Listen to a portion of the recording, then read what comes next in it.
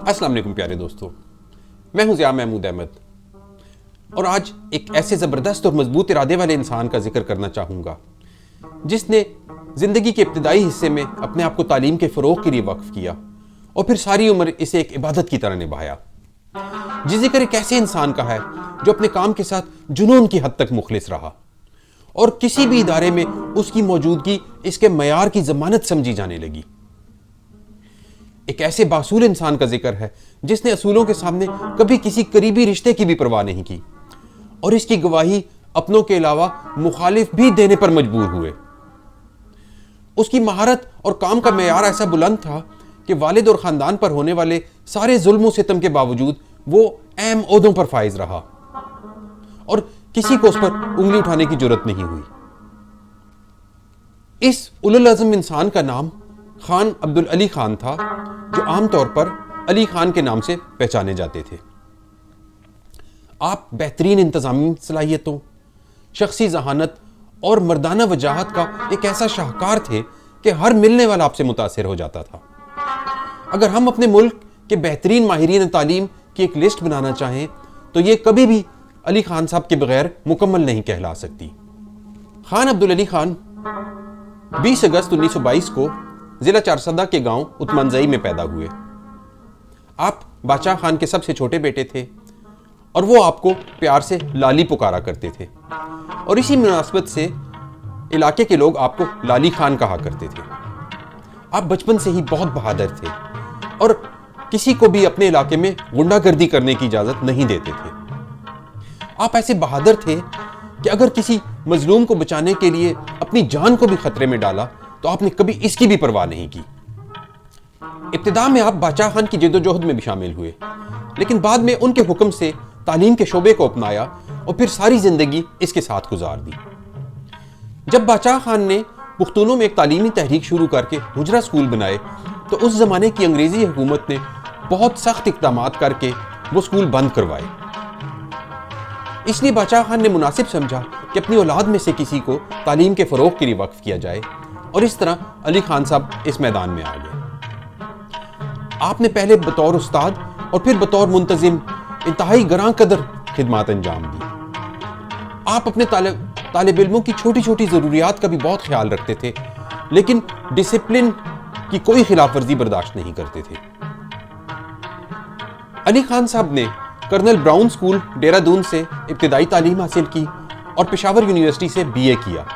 इसके बाद ऑक्सफोर्ड से MA किया और अमली ज़िंदगी का आगाज़ इस्लामिया कॉलेज पेशावर में बतौर लेक्चरर के किया।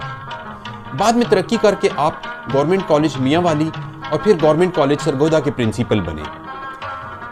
1962 में सिर्फ 40 साल की उम्र में आपको मुल्क के सबसे नामवर, मयारी और मशहूर इदारे एचिसन कॉलेज लाहौर का प्रिंसिपल मुकर्रर किया गया, जहां आप 1970 तक रहे। इस कॉलेज में दाखिला बहुत मुश्किल से मिला करता था और कई बड़े नाम इस कॉलेज से पढ़कर निकले। इस कॉलेज के हवाले से आपका एक खास काबिल जिक्र वाकया यह है कि जब आपका अपना बेटा इम्तिहान में नाकाम हो गया तो आपने उसे 3 महीने की मोहलत दी और जब 3 महीने के बाद भी उसका रिजल्ट बेहतर नहीं हुआ तो आपने उसे भी कॉलेज से निकाल दिया।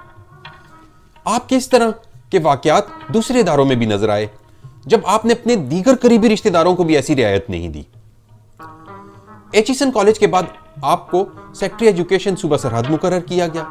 2 साल बाद आप पेशावर यूनिवर्सिटी और फिर गोमल यूनिवर्सिटी के वाइस चांसलर बने। पेशावर यूनिवर्सिटी में तलबा का डिसिप्लिन कायम करने की भरपूर कोशिश की और अक्सर देर तक यूनिवर्सिटी के चक्कर लगाते रहते। उस जमाने में आपके पास हमेशा एक स्टिक हुआ करती थी।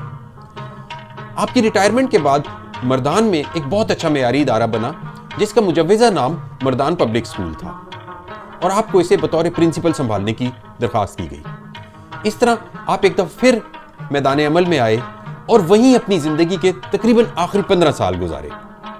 अली खान साहब ने इदारा संभालने से पहले कहा कि चूंकि यह इदारा जनरल फजल हक साहब की ज़ाती कोशिश और दिलचस्पी से मुमकिन हुआ है, इसलिए उन्होंने खासकर ये तजवीज़ दी कि इस इदारे का नाम फजल हक कॉलेज मर्दान होना चाहिए और यूँ उन्हीं की तजवीज़ पर इस इदारे का नाम मर्दान पब्लिक स्कूल की जगह फजल हक कॉलेज मर्दान कर दिया गया।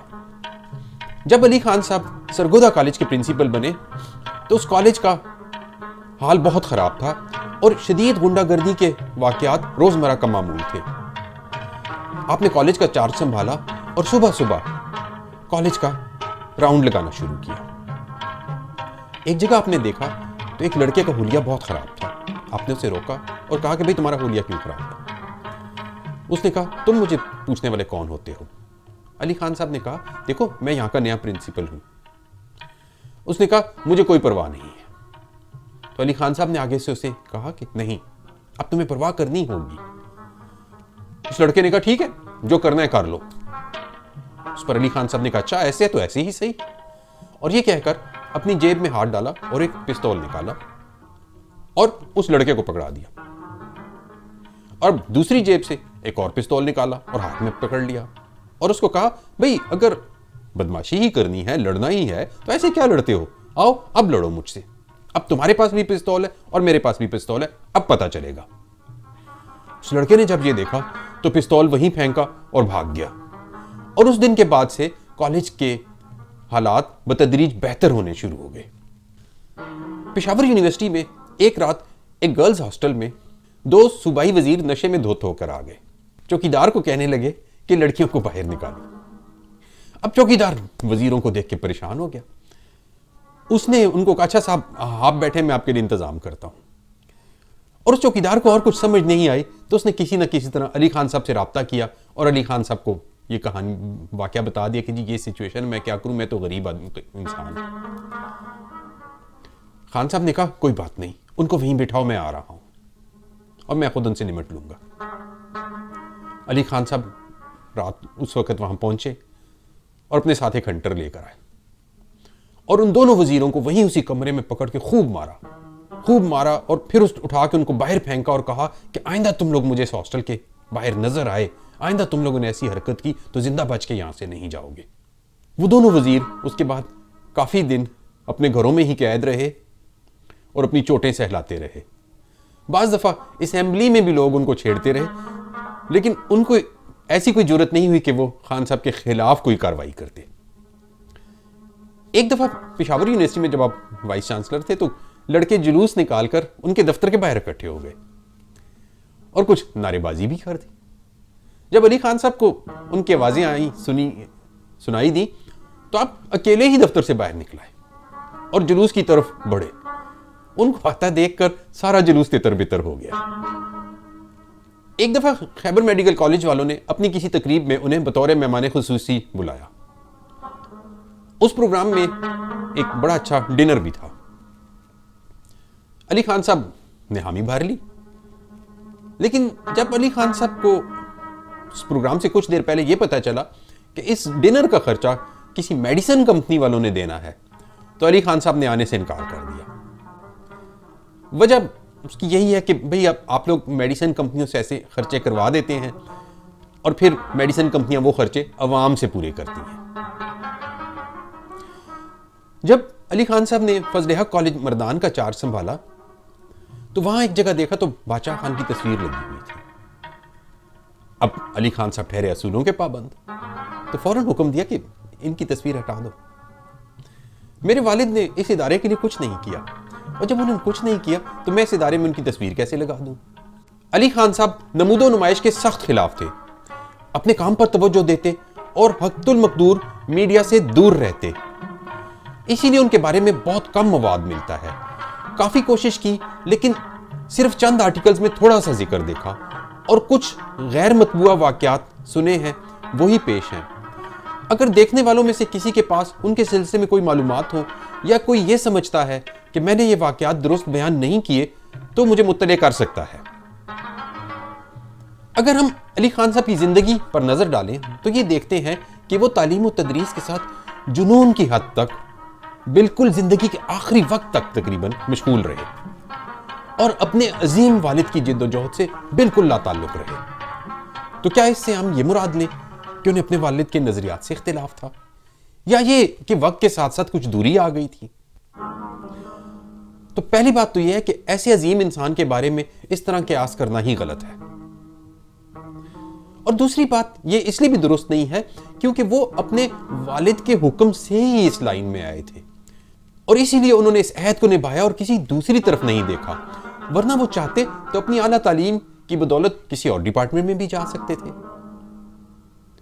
اور فضل حق کالج مردان میں انہوں نے غنی خان کا لکھا ہوا ایک پشتو ترانہ ہے اے زما وطنہ، یعنی اے میرے وطن، رائج کرایا، جو خالص قوم پرستی کے رنگ میں ہے۔